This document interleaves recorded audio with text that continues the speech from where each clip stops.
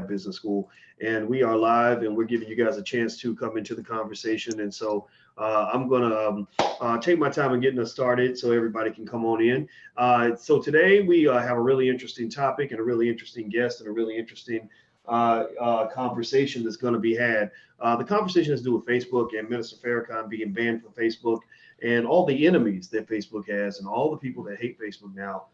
In our community and other communities. I don't say hate Facebook, but are very unhappy with the way they do business. And so in order to dive into this conversation, I wanted to reach out to my sister, Miss Vicki Dillon from Fly Nubian Queen TV. How you doing, Vicki? I'm doing well, Dr. Boyce, and yourself?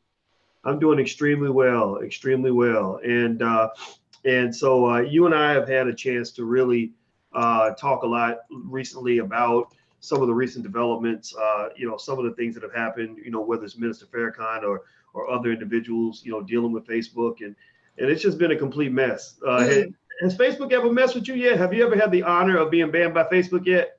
Not being banned. No, not being banned. Not that I know of, okay? No, you know what? No, I take it back. But it was only for a day. Yes, I did. I'm sorry. Let me correct. Oh, it was for a day. Good. We will make sure you earn your stripes, because it's like it's now a badge of honor. Like if you ain't been banned from Facebook, that tells me you ain't been saying nothing. You ain't been talking black to us if you ain't been banned by Facebook, because we know Facebook wants to make sure all the black people get punished. Okay.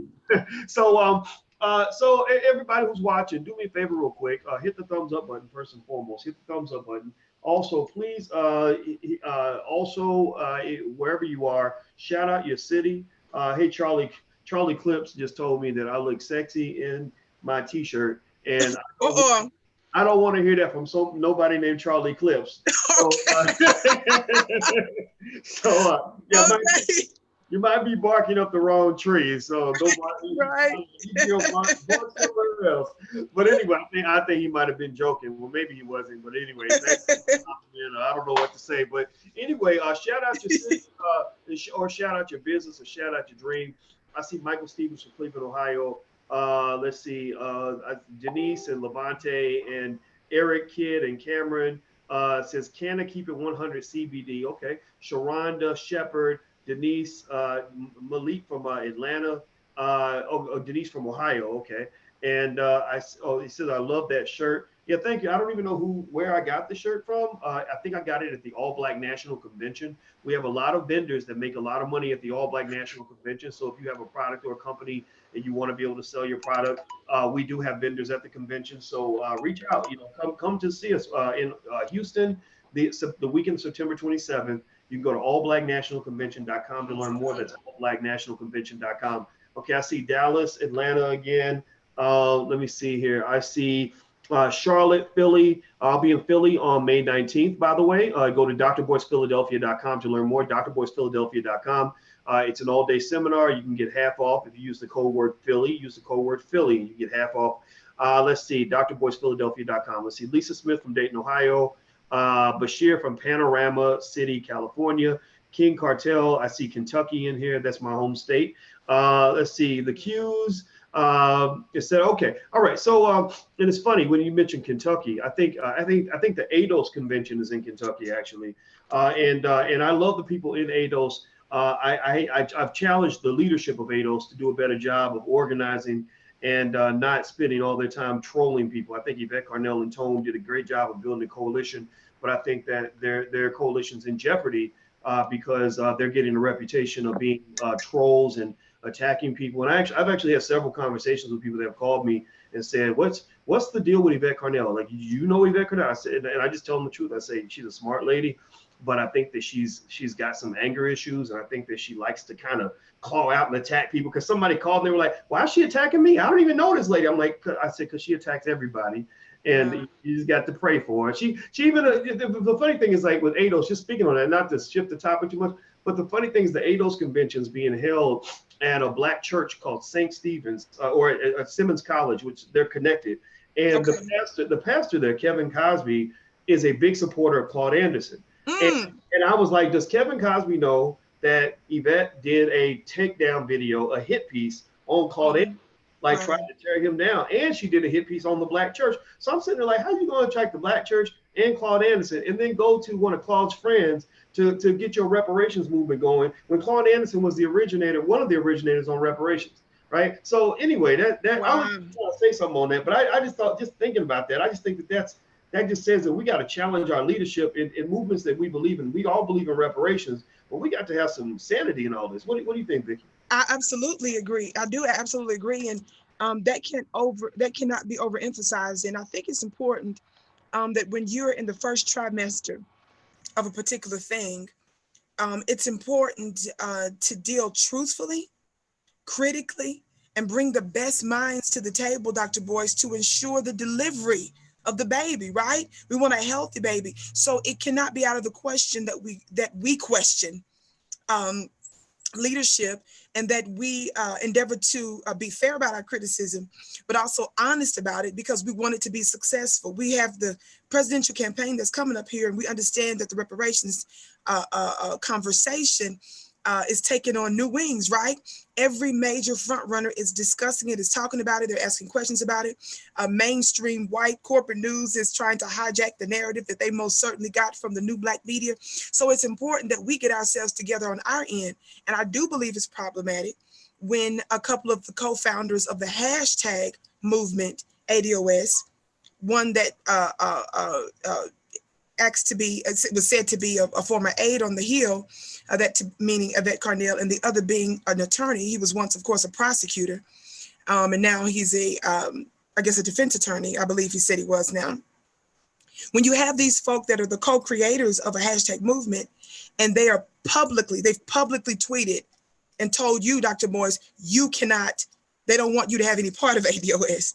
They've publicly, Yvette Carnell has publicly said, she's publicly tried to use an FBI website propaganda piece against me and repost that to her people, and then turn around and did another tweet on me stating that I cannot criticize, in her words, ADOS leadership. She says, not with this in my background, and she says that I can't have this conversation.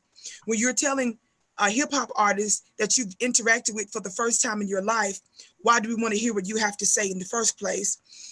Essentially telling everybody to shut up. That is problematic. You cannot say that you are for American descendants of slavery, as they call it, other camps enslaved, and attack American descendants of slaves. You cannot do that. If you're claiming that we're all American descendants of slavery, as some of the sympathizers and the advocates of the hashtag movement say, then, and they say, well, we don't have quote unquote leadership, then you need to inform them of that when they're sending out messages telling folk they can't participate or be a part. And that, I think, is very, very important. Well, I think it's clear too. I mean, I've heard people say that there is no leader of the ADOS hashtag movement, and if that's the case, then why is it that the person that people believe is the leader is tweeting at people saying, you can't be a part of this, right? You mentioned that, if I'm not leading something, then I would have no right to say who can and cannot participate, right? And I think, and in fact, I mean, we were actually here to talk about Farrakhan, and Farrakhan was another person Yvette did a hit piece on. I mean, she's done a hit on damn near everybody, especially black men. And it's almost like there's like this weird competition, like I want to be the HNIC, so I want to destroy every other black person around so that everybody will give me that attention. And it's just kind of like, whoa, Kemosabe, like you need to chill with all that. That's crazy. That's right. That's weird talk. Yes. And it's important that we discuss this, because for those that believe in the ideology of that particular hashtag movement, before you move on to the next thing, is it okay with you that she attacks, and there's other folks that she's attacked, folks like Jay Morrison. She's attacked Jay Morrison. Not only she, Antonio Moore has done pieces on Jay Morrison, no definitive evidence of impropriety related to the black business that he is building, black people that he's trying to empower, the numerous cities that he and his wife are going to literally teach black business tactics and strategies on business corners to reach people. But yet you talk about his past from 12, 13 years ago. You understand what I'm saying? And if we can acknowledge the interconnection, as the great Professor of the book, The New Jim Crow, Michelle Alexander so masterfully showed us the direct connection between the old plantation and the new plantation, which is the new Jim Crow. If you can understand that, and if the basis for which your movement is if the main basis of the movement is related to chattel slavery, right? And we recognize that there's new slavery today, but you attack those that are the victims or caught in the net of the new plantation. I'm looking at you crazy, and I'm really wondering, are you really pro-Black? Are you really moving forward with a movement that is for the benefit and for the progression of Black people? And I'm asking those that follow it, it's not about abandoning somebody, it's about challenging somebody. It's about saying, how can you be taken seriously when you're beating up on Black people that have come out of anti-Black systems, that have made it out and that are trying to do well for themselves, but you all are okay with leadership that attacks such individuals? I'm looking at you like you crazy. Well, you know, it ain't, you know, we ain't gonna get nowhere if we can't be unified. I mean, you know, it's like, to me, I just think you got to pick your enemies carefully. And yes. Don't go. They can't be your own people. They shouldn't be your own people. They shouldn't be telling Dr. Bush, you can't be a part of it. And we don't like, you know, some of the decisions you've made before. And you weren't, we don't feel like that you were on board with the conversation. And well, you know what? Let me jump in right there though, Vicky. I don't care about what anybody has said about me. Like, yes. That's not the issue. I appreciate you defending me on it, but I don't want that. Like, even if I wasn't involved, that's okay. I'm talking about, you know, going after Claude Anderson, an 84-year-old man who ain't never hurt nobody, who ain't said nothing negative to nobody. He's saying positive things to build Black people. I'm talking about going after Minister Louis Farrakhan, you know, who's also in his 80s, who's trying to build, trying to grow, trying to get something done. You know, I'm talking about going after, you know, even Jay Morrison, who made Black history by being one of the first real estate investors to raise $12-13 million, you know, for a real estate project. Yes. I invested in Jay, you know, I invested with Jay. Nipsey Hussle invested in Jay before he died, you know, and we invested. I got family members that put money together to participate. Exactly. And I invested not because I knew it was going to work. I invested because I was proud of him for trying. Yes. Right? I'm talking about, you know, going after, you know, every single thing and every single person. You could literally make a list of all the hit Julianne Malveaux and just all these different people. And it doesn't mean that you have to align with everybody. You ain't got to agree with everybody. That's right. Does every disagreement have to end with a war? Does every disagreement have to be, I want to take you down and destroy you so I can elevate myself? You know, it reminds me when 50 Cent first became a rapper. You know, he kind of got out of control. He was dissing every single rapper out there. And some of these rappers are like, hey, man, I wanted to help you and you're attacking me. So now we can't even work together because you're trying to ruin my career. You know, so I think that's the mindset. We can't have Black leadership behave like gangster rappers. We're not gangster rappers. You know, like that's what so-called Black leadership cannot be gangster rappers where we're doing diss records on each other. It has to be something where we say, let's open the door and let's come together. And I'll stand up to this day and still say, look, you know, anybody who disagrees with me that's in that space where I've critiqued something they've done, I've invited them to come to this platform.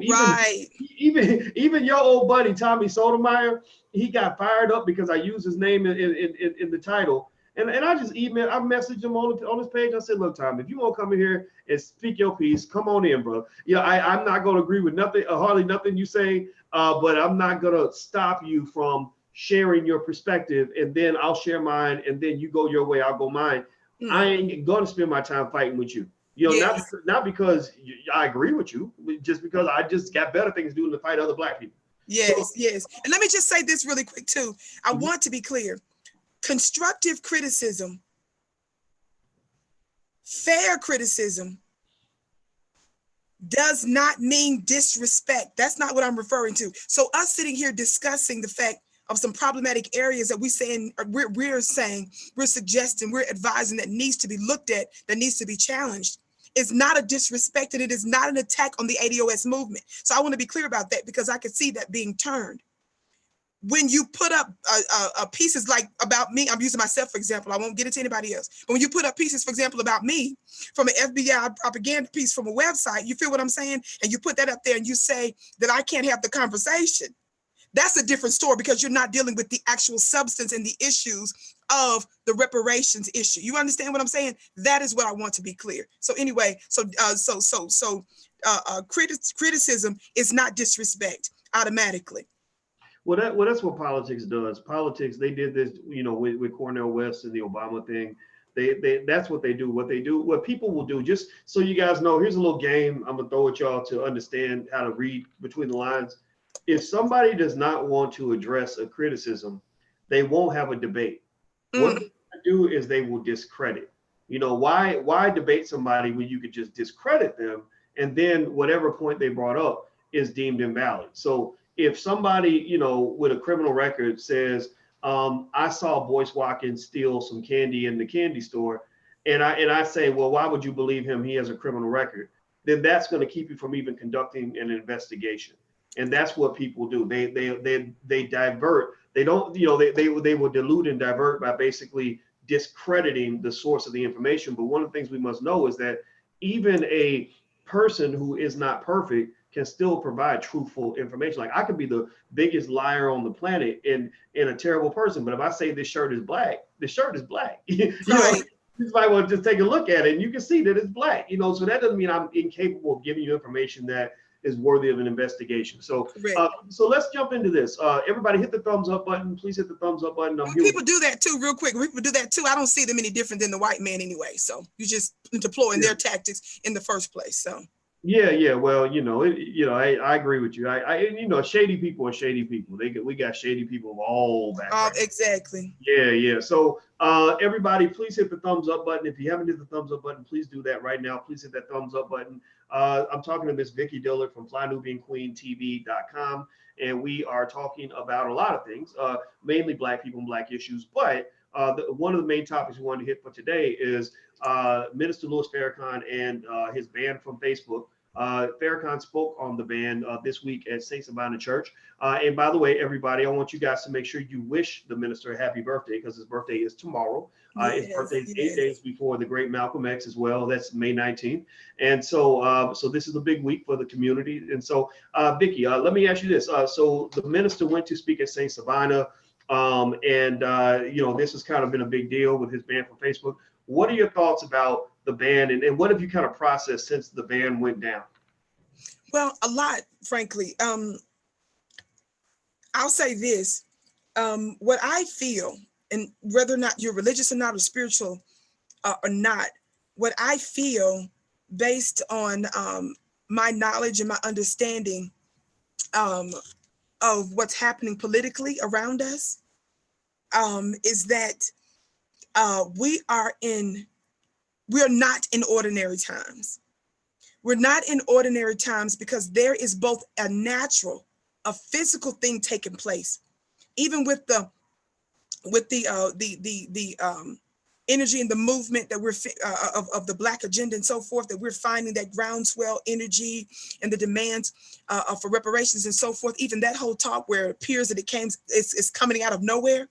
There is a political, there is a natural, there is a physical reality that's going on, and then there is a spiritual and a metaphysical reality that's going on. And I believe that we are in a fulfillment of the time of the scripture. So that's a lot of what some of the stuff that I don't feel like that we can quite put our finger on or quite explain. That is a part of what's happening now, because we're not in ordinary times. To see them ban the minister, number one, the Nation of Islam is not all up in arms about the fact that this platform has shut down the minister in the sense to where they're surprised that this has taken place. Not at all. And the reason why I say that is because we remember the times where the minister used to make the rounds on television all the time. He used to be on the Donahue show on a regular basis. Barbara Walters interviewed him. He used to be on the Sunday morning talk shows. That was normal. And even when they brought him tough questions, even when they said incendiary, slanderous, and untruthful things, he handled himself in such a very strategic way, because members of the Nation of Islam, they're tacticians, Doc. They're tacticians as it comes to warfare. You understand what I'm saying? And so he handled himself in such in such a powerful way that even when they thought it would gin up negative media for him, he was still drawing more what they would call sympathizers, right? But more support. So what did they do? They tried to mute Minister Farrakhan. So before the hashtag was running around, mute so-and-so, they tried to mute Minister Farrakhan, right? By simply not bringing him on. And for a long time, people thought he died. But then we know that his power is not limited to man's platforms. Why do I say that? Because when he called for the Million Man March over 23 years ago, there was no Facebook, Doc. There was no Instagram. There was no YouTube and so forth, right? He called for 1 million men and almost 2 million showed up. Somebody talk black to me. So his reach is not limited. You can't contain it. You can't arrest it.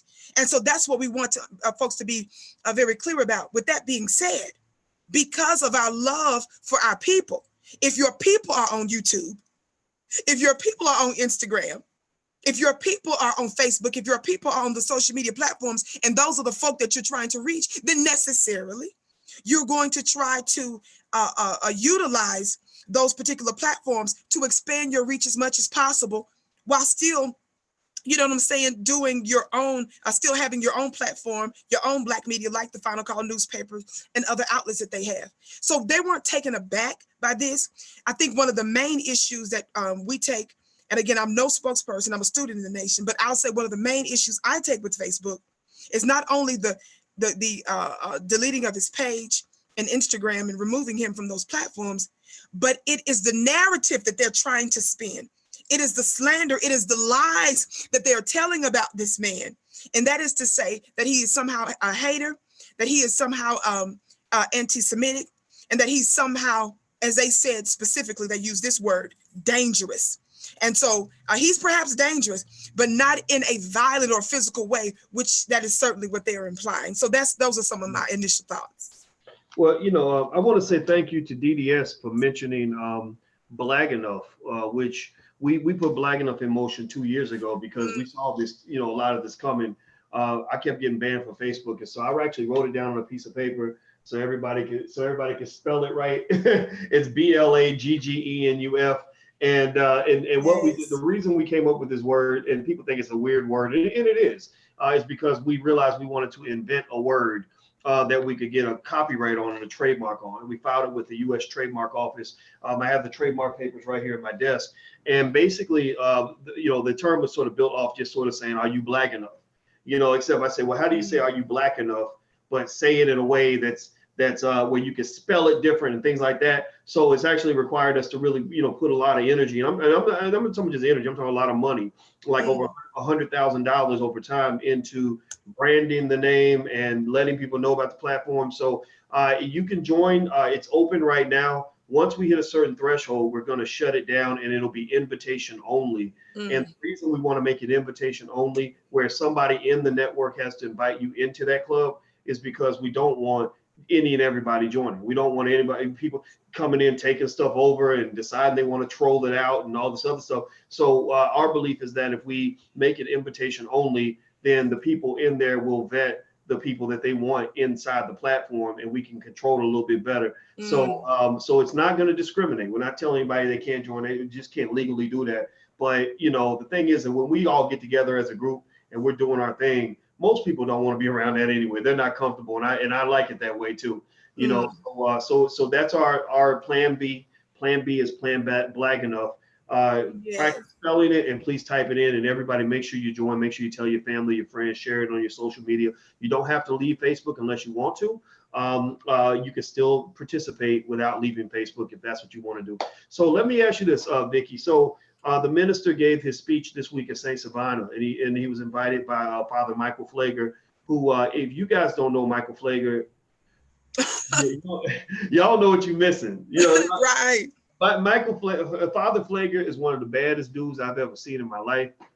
He is a hero. He is somebody that has just, really just put it on the line. He just never, I can't think of a single thing I've ever seen him do that didn't impress me as him really believing in what he does.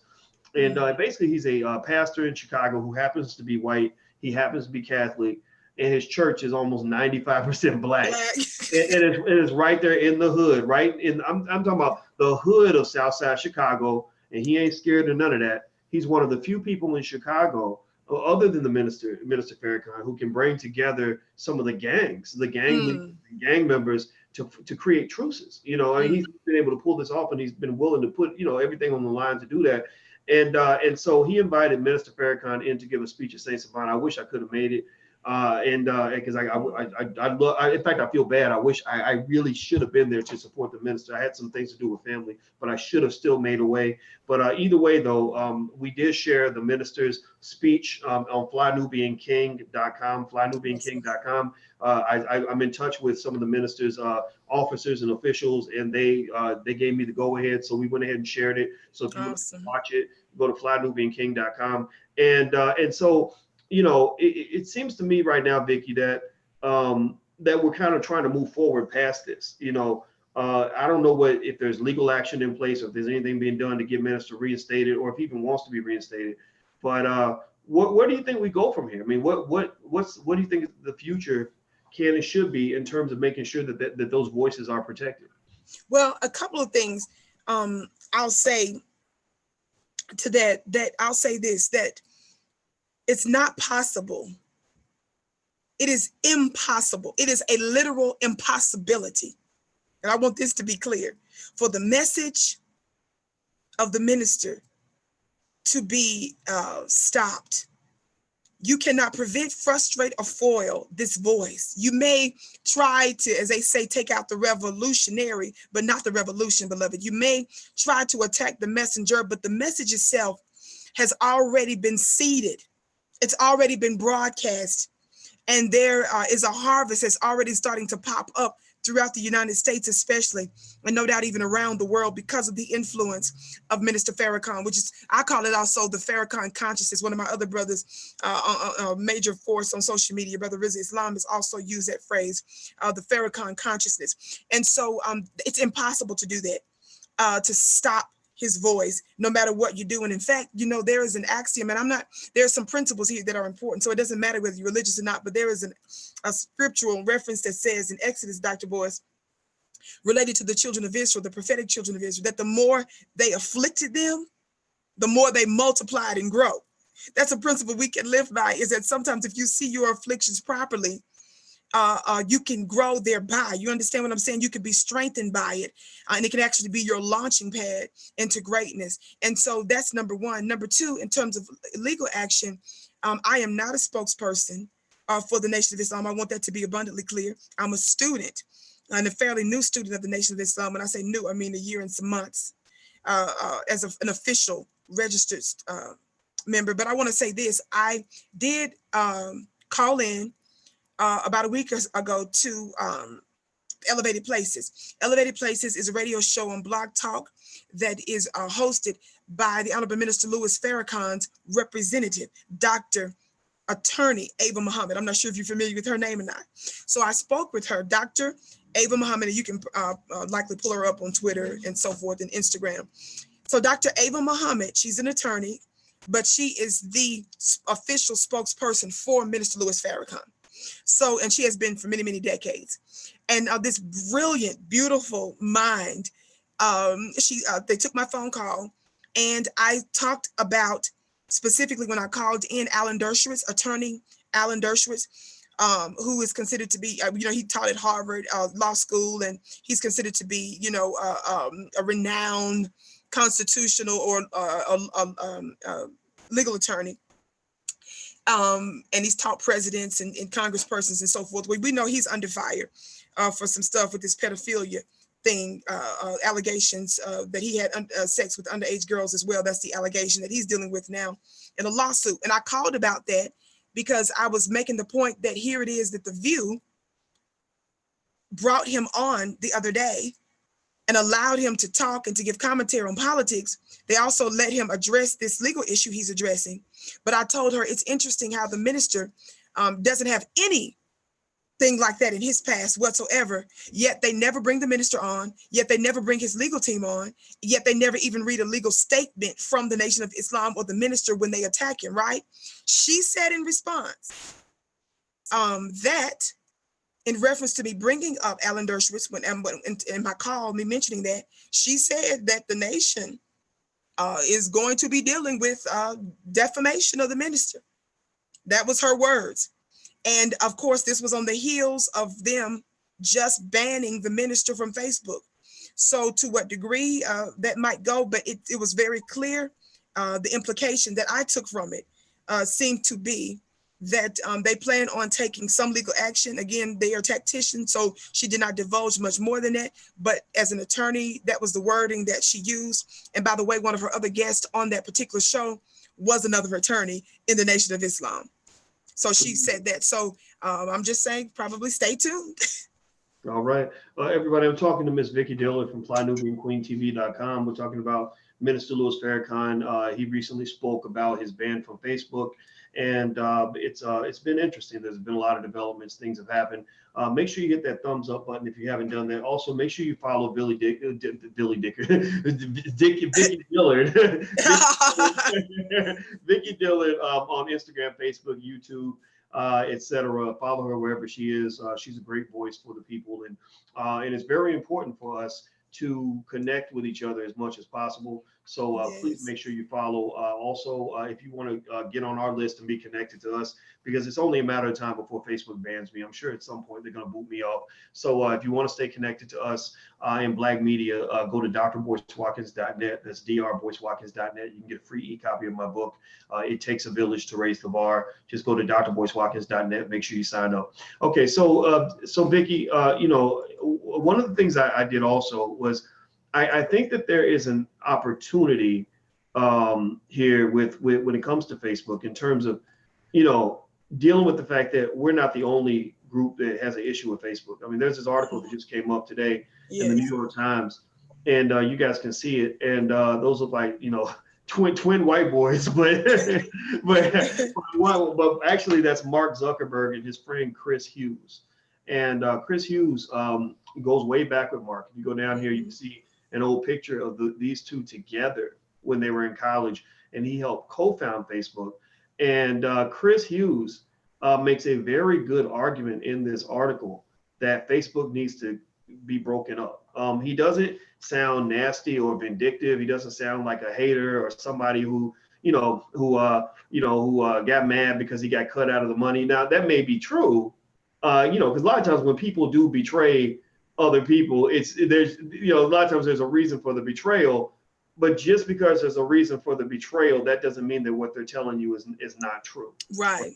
Right. Like somebody, if two bank robbers rob a bank together and one bank robber is mad because he didn't get enough money, and he goes to the cops and says, yeah, he robbed a bank. That doesn't mean you don't believe him just because he's a bank robber. You don't say, well, you're a bank robber, I'm not going to believe you. No, maybe he knows a little bit more than everybody else. And this guy actually talks about how he joined Facebook. He became a mega millionaire off of Facebook. And he said he left Facebook a few years ago because for a number of reasons that he laid out in this article very, very, eloquently, he just said they have too much power. Mm-hmm. And you ain't got to, that ain't inside information. That's something a lot of us know, that Facebook has too much power. He talked about how, he said, when we started this, we had no plan. We had no idea that we would be shaping elections and stealing data from millions of people and just doing all these things that are so disruptive. And all the enemies are really circling Facebook. The consumers are mad, the businesses are mad. I met a white lady once who had a business on Facebook where she was generating $2 million a year off her Facebook page, and Facebook changed the algorithm like that. And the revenue dropped from 2 million a year to about like 200,000. Wow. The revenue by 90%. And she said it was devastating because she had to fire her entire team, everything. And what reminds me of? Did you happen to see the Avengers movies? No, sir. Yeah, well, in the Avengers movies, and the most recent ones, there's this villain. Anybody else seen the Avengers movies? Tell me yes or no if you've seen the Avengers movies and you remember Thanos. Thanos is this big villain in the Avengers movies, and let me show you. Okay, so Thanos had these rings on his hand that would allow him to basically control reality. Where Thanos can, let me show you this picture so you can just kind of get a little bit of a visual here. Okay, so this is a picture of Thanos and the Thanos rings, right? And basically, I think they were called Infinity Stones. And once he got these stones, Thanos could literally snap his fingers and make half the universe disappear.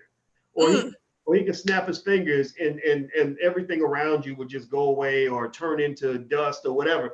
And to me, that's what Facebook reminds me of, where they can sit around and hit a button, just snap of the finger, just hit a button and shut down a $20 million a year business, you know, wow.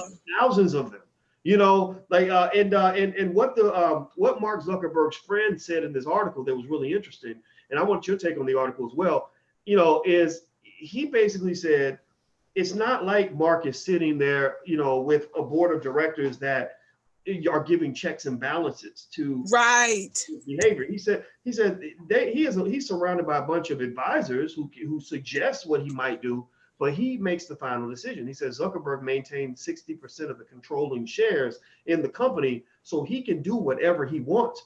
And if you look back and you go back to college, Zuckerberg got busted. Anybody remember that text? Vicky, do you remember that text message, that the secret Zuckerberg text message that got released? Not the text message. Yeah. His text message, there was a text message that got released to the public that he didn't want anybody to see. And basically what was said in the text message is, he said, I can't believe all these people are giving me free access or giving me access to their personal data. He said, I can't believe all these people are giving me access to their personal data, these fucking idiots. He said something like that. It was crazy like that. And it got released, and he's still running Facebook. He's still, come on. Now you read the article, Vicky. What did you think about the article? Well, what I took away from the article is two words that are the main issue, and that is power and control. Power and control is the issue here, and specifically the part of the article that said, and I pull this up, when he said that Mark's influence is staggering, far beyond that of anyone else in the private sector or in government. So we're supposed to be in the United States of America, in a so-called democracy, and the whole idea of a democracy or republic, you know what I'm saying, is what we call it, is that they're supposed to be representation of the people. We think that we are actually are calling the shots, that we actually have some say in the governance of our lives and in our nation, right? And so the idea that this individual company, this private company, has more a power, more control than even the government. And then it talks about how not only we know he controls major communications platform, as he said, Facebook, Instagram, and WhatsApp. And with that being said, this is the last one other part that stuck out to me is this. He says he sets the rules for how to distinguish violent and incendiary speech from merely offensive, and he can choose to shut down a competitor by acquiring, blocking, or copying it. That's extraordinary. That is absolutely extraordinary. And what I also thought about this, Dr. Boyce, is if white folks can come to these conclusions about this platform, Facebook, Mark Zuckerberg in particular, having so much power, as he said that they didn't need to foresee the rise of Facebook to understand the threat that gargantuan companies would pose to democracy, then you also know, Dr. Boyce, that they can go with that same line of thinking, that same train of thinking, to understand what happens in media in general when we don't have proper representation for Black folk, right? If you can understand what's going on with these companies and being able to shut out other companies and have undue influence in government and shape elections and so forth, as you just mentioned, and pose a threat to democracy, then you also understand that the 46 or so million Black folk that in America that you've historically oppressed and abused and misused and stolen from and slandered and engaged in all manner of warfare and oppression against.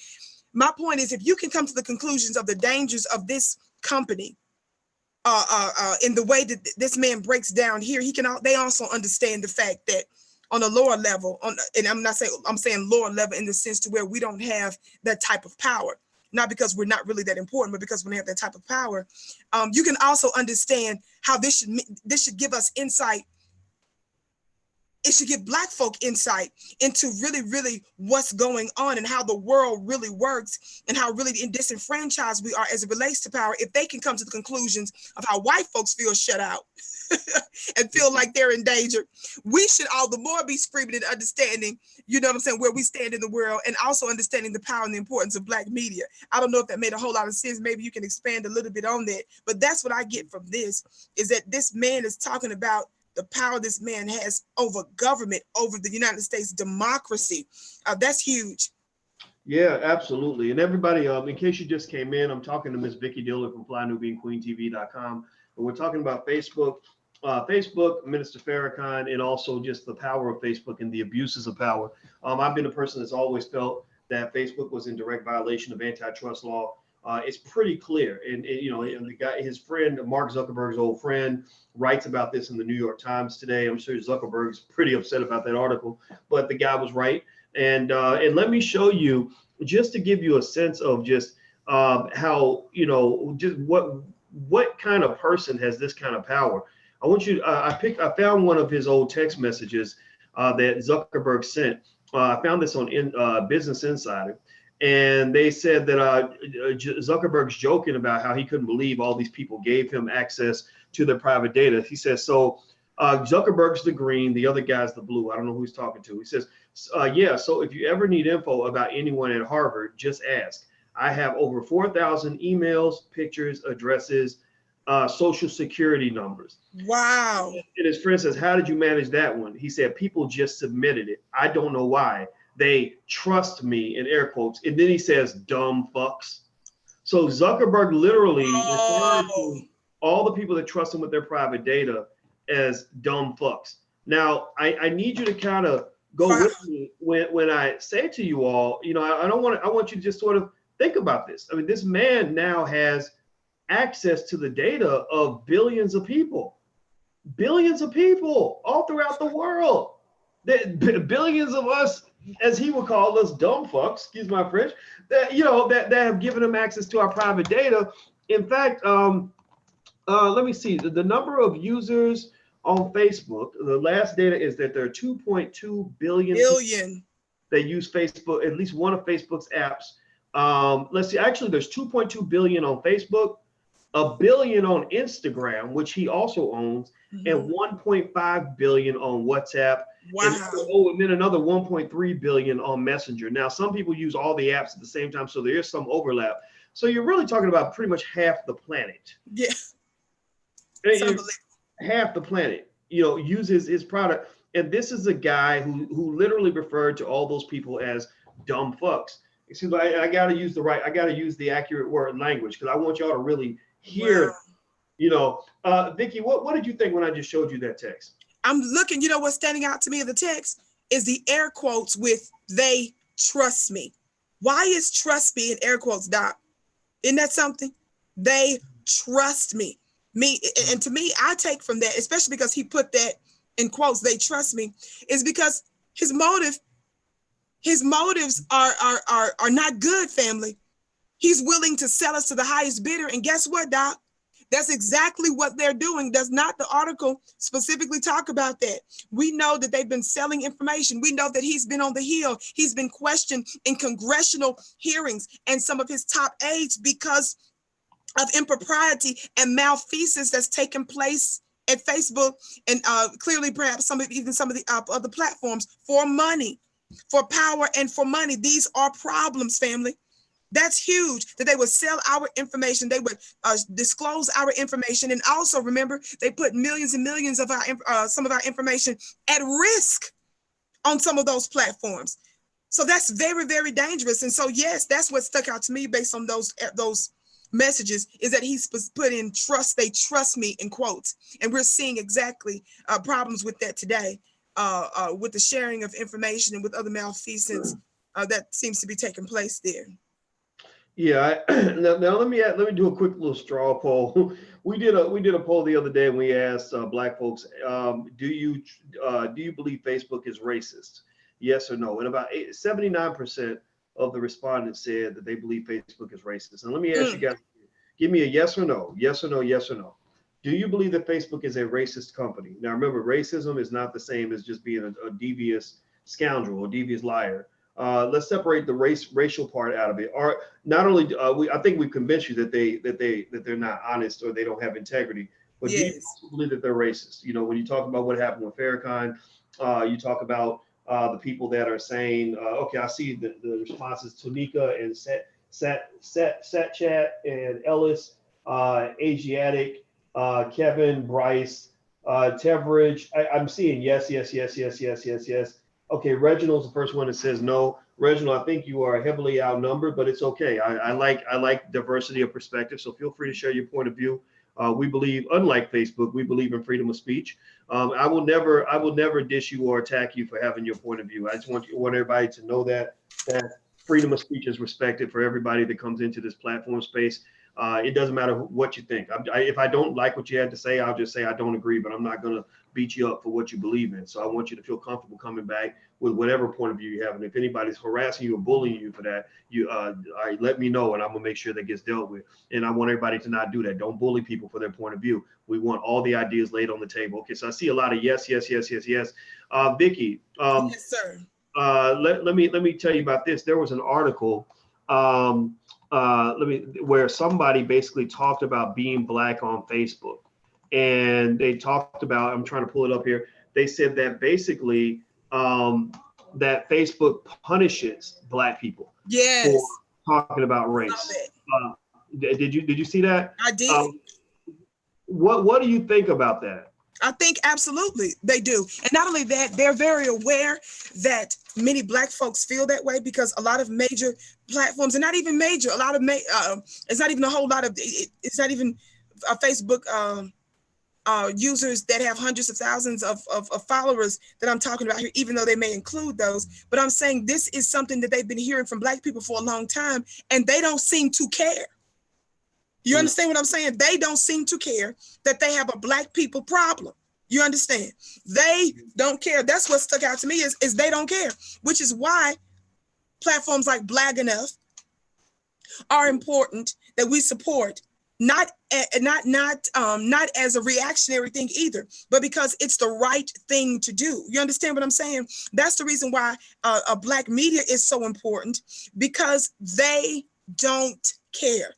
You understand what I'm saying? Because they don't care. And the fact that he's so nonchalant about it, the fact that Facebook has failed to substantively address these particular issues is very, very, very, very problematic. I know at one time Jesse Jackson was pretty successful in recent years in getting some major corporations, software corporations, and Silicon Valley, as it's known in California, the tech, hub, as it's known, tech capital or what have you. He was very instrumental in calling them out for their lack of black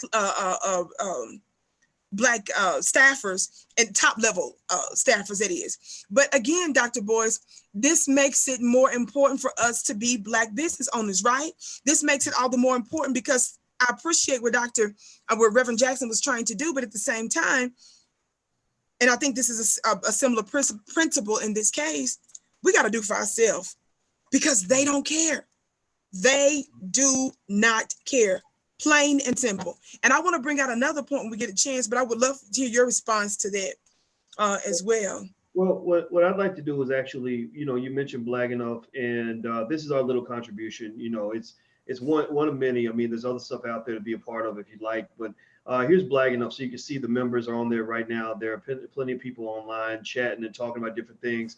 A lot of support for Minister Farrakhan. A lot of people that are openly going out of their way to show the support for the minister. People promoting their businesses. There's actually ways to find members that live near you. So actually, if I want to, I live out in a part of Illinois, so it actually shows me the people that live within, I think, 20 miles of where I live. And so I can connect with those individuals and choose to follow them and things like that. And so, what I like about situations like this is, when we get those wake up calls that push us to do better and to be more efficient and to protect ourselves a little bit more, we're always better off, because the The reason they can attack you and hit you upside the head is because you fell asleep. You were, you were unconscious, and they smacked you in the head. Now you woke. Like woke. Think about it. When I get woke, when I wake up, sometimes I wake up naturally, but sometimes I wake up because something pulled me out of bed. That's good.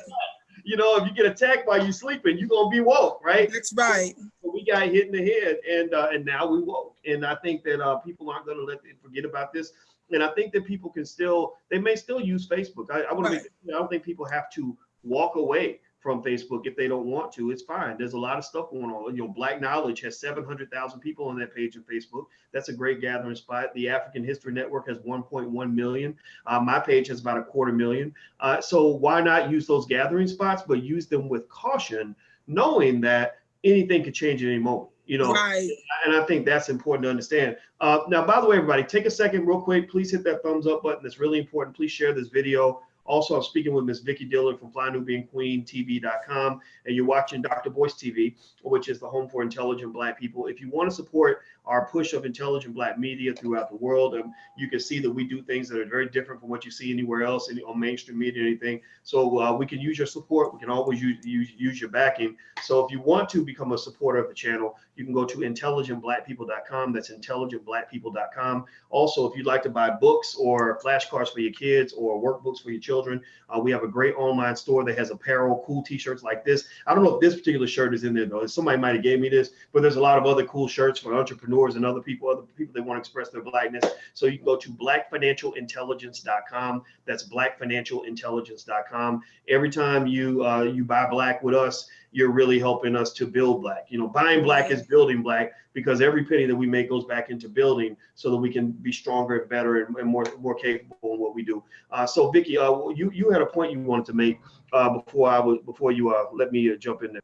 Yes. Well, I don't know if you can see this or not, but in addition to the powerful article that you mentioned from New York Times, this is an article. I don't know if you can see the title here, but it's from The Intercept. Facebook says, can you read it out to us? Absolutely, absolutely. This is from The Intercept, from Glenn Greenwald. I don't know if you remember Glenn Greenwald. He was the journalist. He's a world-renowned journalist who helped to break the story related to the whistleblowing of what was his name, the whistleblower. I don't know why I'm drawing a blank. With the government. But anyway, he was the one that helped to who's in Russia. The whistleblower. Help. Anyway, it's very important that I think of his name. You're talking about the guy. I know you're talking about. Is it the one who? It's not the one who became a woman. That was the soldier. Snowden. Right. Edward Snowden. That's his name. Yes, thank you, Edward Snowden. Edward Snowden. So that he was the one that helped to break that. Very, very important journalist. I just wanted folks to know who we're dealing with here. And the title of this article. This story broke at the end of 2017. So I wanted to pull this up to prove a point with Facebook. The title of this article is still very important today. And that is this. Facebook says it is deleting accounts at the direction of the US and Israeli governments. Yes. And so I want us to be able to Google that. This is from The Intercept, Glenn Greenwald. You all can pull it up.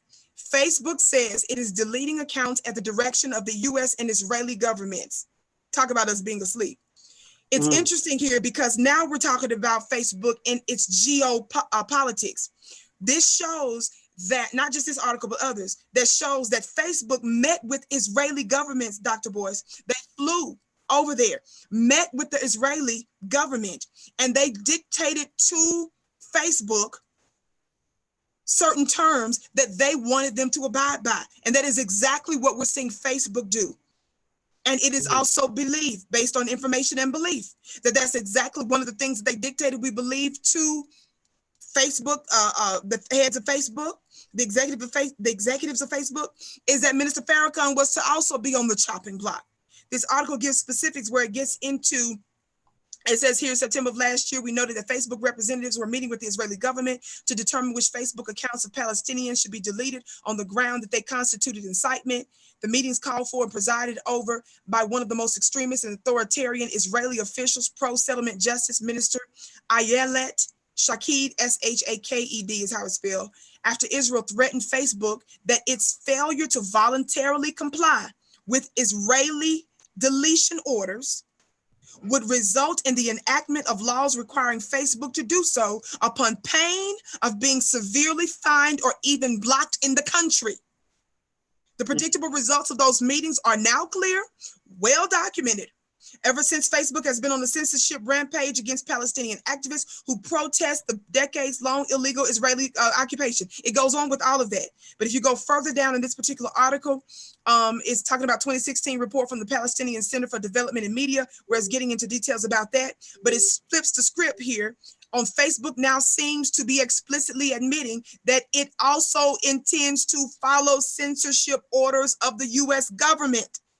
Earlier this week, again, this is December 2017, family.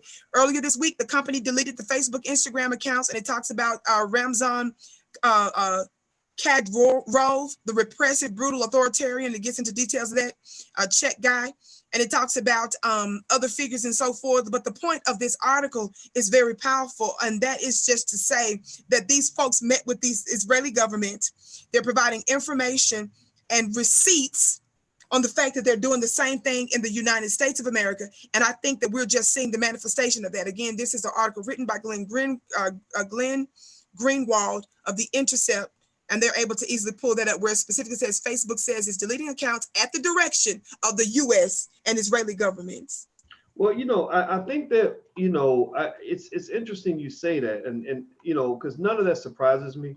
I really don't in any way. I would be stunned if you told me that that they weren't connected to the federal government. I just think that the government, with the power that they have, I believe that they would see Facebook as a tremendous potential asset. I think that if they didn't get Zuckerberg to help them spy on the American people, they would get somebody to do it. And it would just blow my mind. And then if that doesn't work, then you start off with what you think is really cooperating with authorities, but next thing you know, they all up in your mix and going through all your data and everything. So I personally think that that's clear. I think that most telecom companies, remember, you always got to bow to the people that have the soldiers and the guns, and so the government has the military, and they can pretty much force you to do whatever they want you to do. And there's no way you're going to have that much advanced technology in the hands of any private citizen where the government can't just come in and say, hey, we're going to Debo our way into your situation and take what we want, and ain't nothing you can do about it, So by the way, everybody, please hit the thumbs up button. If you haven't hit the thumbs up button, I'm talking to Vicky Diller. We're talking about Facebook, Farrakhan, and the ban and everything else is kind of going on, all the issues with Facebook. And this is a good conversation because it gives us a chance to talk about this company in a way that maybe you haven't talked about them before. And also, if you don't know how to spell Blag Enough, which is our other social media platform that we put in place as a backup plan for Facebook, here's how you spell it. I'm holding it up in front of the screen so everybody can see it. Please type it in so other people can see it. And you may want to join soon because in about a week, we're going to shut it down and make it invitation only. You will only be invited in if you invite somebody else, if somebody invited you in. So Vicky, let me go in and ask about this then. So, all right. So given that we know Facebook, is racist, given that we know Facebook is, working, probably cooperating with the feds and taking data and stuff like that. I'm gonna tell you what my opinion is. I'm a big believer in free speech. Like that's in terms of how me and the team decides we're on Blag Enough. We just decided we're gonna, unless somebody's really, really, really hurting somebody, we're not into all that political correctness. I even saw, to Zuckerberg's credit, I remember Zuckerberg was defending his, the fact that he was saying that if somebody denies the Holocaust, they may really believe that. That may be what they believe, and I'm not going to take it down because they're a Holocaust denier. And of course, the Jewish community having as much power as they have in media. And I think Zuckerberg was actually raised in a Jewish household. Yeah, he's Jewish. But even though I think he proclaims to be an atheist, but then again, he's Zuckerberg, and he's connected. It's there, right? And even if you're not Jewish, the power and the presence is always going to be there. But I remember when he said that, they put a lot of pressure on him to say, no, if somebody denies the Holocaust, you need to take them down. And I'm like, why? Exactly why? Like, are they hurting somebody by sharing their opinion? Is somebody gonna get killed? Now, if you show me where somebody gets killed because of what somebody said, then maybe we can talk about it. But I think we're moving into dangerous territory when you're taking stuff down because somebody's offended. People gonna get offended. When people talk, people gonna get offended. And I'm gonna tell you, I'm not a fan at all of this culture we have now, where anytime anybody gets offended, they got a right to report you and refer to your language as hate speech and that person and all that stuff. That I don't like that. I like. Right. In fact, I'll say this. This is a secret thing. I'm gonna go ahead and confess to you publicly. One thing I love about all my friends, my beloved friends in the Nation of Islam, is that I be on here. I don't hear many of my friends from the Nation of Islam using profanity, but y'all know me. I cuss up a storm because it comes out. That's it. I believe that's how God made me. But then again, maybe I can make a better version of me. But that's who I am. That's how my daddy made me. And and I have never once has anybody that I know from the nation ever criticized me for that. Yes. They have loved me despite my flaws, and that was one of the first things that made me say, "Gosh, I really love whatever they're teaching. Everything. I just love this. So can you kind of speak to that in terms of people communicating without people always getting offended with each other and all this other stuff?" Absolutely. But, first of all, we love you, Dr. Boyce, number one, the members of the nation. So that's first and foremost. And the truth that you speak, in your Black empowerment and where you stand when it comes down to the Black community, that's admirable. That is admirable. And that stands head and shoulders above any language, you understand. And the language that you use, too, is not to denigrate somebody else. You understand what I'm saying? It's not to undercut, it has to more or less do with a passionate point that you're trying to make, all ultimately in the furtherance of Black empowerment. So I think folks recognize the difference there. That's number one. Number two, to be honest, even when they were trying to call out so-called InfoWars and other folk like him and folks that they consider to be extremists and racist and all that, you also did not find a whole lot of folk from the nation that were asking that they be censored or taken down either. You know why? We're not dumb. Shout out to Brother Dimitri Muhammad. Even he was talking early on, and he was doing lectures about the fact that we are not running around here asking that they be taken down, because he saw that as a cover and a gateway for them to ultimately come after Minister Farrakhan, to use that as an excuse, you understand, as a cover to shut down this Black man, this alpha Black man speech, this pro Black man voice, to shut him down. And so this is really just manufactured, outrage as it relates to this InfoWars guy and some of the other ones that they're talking about. I personally believe that if you don't like a lot of that stuff, you can just simply turn the channel. You can just simply shut it off. You can turn it off. I do believe there's some things maybe that could be problematic, but majority of it, I don't believe so. I believe that if all of us, all things being equal, if the playing field is equal, if the algorithms don't favor one group, you understand, over the other, if everybody is given an opportunity so their voices is heard, I believe stuff shakes out. And then you give Black folks, you give folks with alternative opinions an opportunity and a platform to speak their piece, to have their say, and to have their alternative view. That's how I feel about it. And so again, if you're not specifically going after, you know what I'm saying, if you're not, like you said, it's something crazy where it's taking someone's life or, public, you know what I'm saying, a threat or something seriously crazy to a specific individual or something like that, then I think that that's a little bit of a different story. But we saw this coming. And this was on the record that they saw that as a gateway. It was a trick in order to try to ensnare ultimately the Honorable Minister Louis Farrakhan and voices like him. And so that's my little piece. Yep. Well, I agree with you 100%. I will say that, my belief has always been that if you disagree with somebody, you debate it out. I think that it's a wimpy way out to say that because I don't like what you had to say, I want you to not have the right to talk. And I put that on the liberals. I have liberal friends, I have conservative friends, and my conservative friends may say things I don't agree with, but I don't have many conservative friends that tell me, well, you can't talk. You shouldn't be allowed to talk. It's the liberals that get offended by every word that comes out of somebody's mouth. Wow. And that just, I don't want to live in a country like that. That's not a good country. That's not a democracy. I don't know what that is, but that's something crazy when you run around telling people what they can and can't say and come on. for no reason. I mean, it's out of control. It's ridiculous. So, Vicky, I know that you have given so much of your precious time, and I am so grateful for that. And I'm grateful for the time of everybody who came in here. I appreciate you very much. And hit the thumbs up button, please, real quick. Hit the thumbs up button. I'm speaking with Vicky Dillard from FlyNubianQueenTV.com. Vicky's show is every night, Monday through Friday at 6:30 p.m.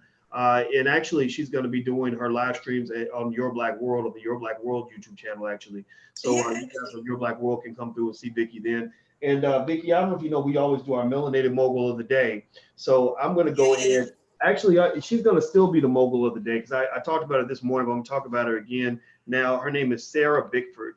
Anybody heard of Miss Sarah Bickford? Maybe you were here this morning when I spoke with Noma Langa, maybe not. But Sarah Bickford was born in 1852. And check this out, y'all. You will really be impressed when I tell you about Sarah Bickford. Sarah Gammon Bickford was born in 1852. She was born into slavery in either Tennessee or North Carolina. In the 1870s, she made her way to the Montana gold fields, trading work as a nanny for transportation. She ultimately became the sole owner of the Virginia City Water Company, becoming the first and only woman in Montana and probably the nation's only female African-American to own a utility. In 2012, the state of Montana honored her by inducting her into the Gallery of Outstanding Montanans. So this Black woman owned a water company. Yeah, like they say, Facebook's a utility. This Black woman born into slavery. I mean, how great are Black people? I mean, how amazing are we as Black people? I'm born in slavery and went on to own a utility. And so these flashcards are from our Melanated Flashcard series. If you want to check out our different flashcards with Black history on them that you can use to teach your children, which you should teach your children at home. Don't you let those white kids teach your kids. Come on. Those white women, those white people have your kids coming back talking crazy. Okay. But, if you're interested in getting some of the flashcards, you can go to melanatedflashcards.com. That's melanatedflashcards.com. And of course, we have the financial flashcards at financialflashcards.com. That's financialflashcards.com. What did you think about that, Vicky?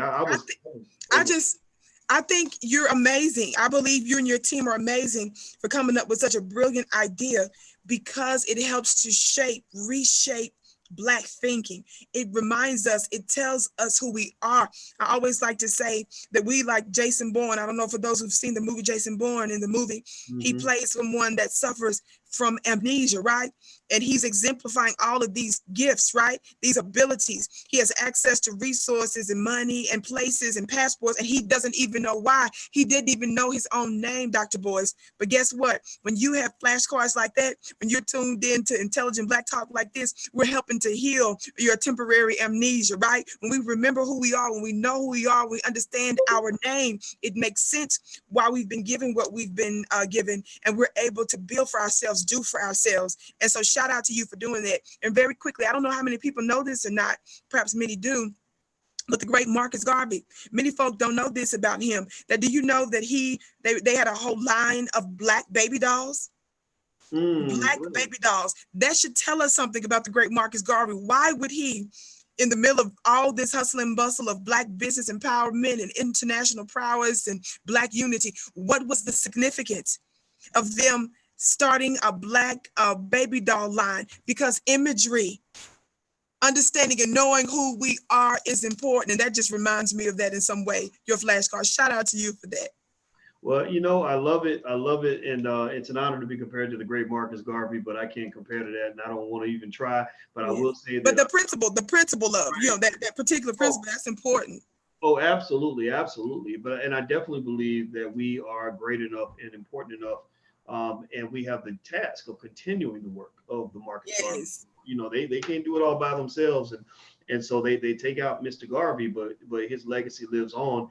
And that's the way it is. And they take out Meade, same thing. And with the minister, they took him off of Facebook, but I bet that Farrakhan was on Facebook more after he got taken down than he was before he got taken down. So again, that's where you want to be. You want to be at the point where they understand that they don't die, they just multiply. Yes.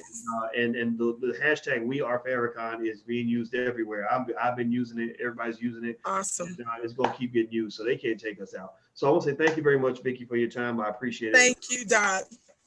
All right. Thank you, guys. And good to see you. Thank you, I can't read the name on Twitter, but I see you in there saying thank you for the talk. Yes, you are absolutely welcome. Everybody, give Miss Vicky a digital round of applause. Give Vicky a big thank you, and also support her by following her on social media. Please, please, please. You can go look her up on Instagram, YouTube, Twitter, Facebook. She's all over the place, and we got to connect. We got to follow each other. And one more time, if you can't spell Black enough, here it is. I want to drill this into your vocabulary. So if you are Black enough, then join us at Black Enough, and you'll get a chance to be a part of what we're doing here over there as well. So take care, everybody. Have a good day, and we will see you soon. And and one more thing, don't forget, if you want to support the platform, you can go to intelligentblackpeople.com. That's intelligentblackpeople.com.